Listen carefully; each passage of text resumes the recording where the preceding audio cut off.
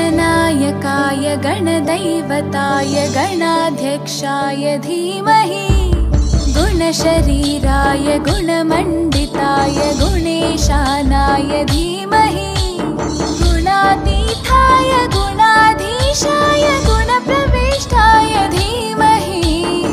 एकदन्ताय वक्रतुण्डाय गौरीतनयाय धीमहि गजेशानाय भालचन्द्राय श्रीगणेशाय धीमहि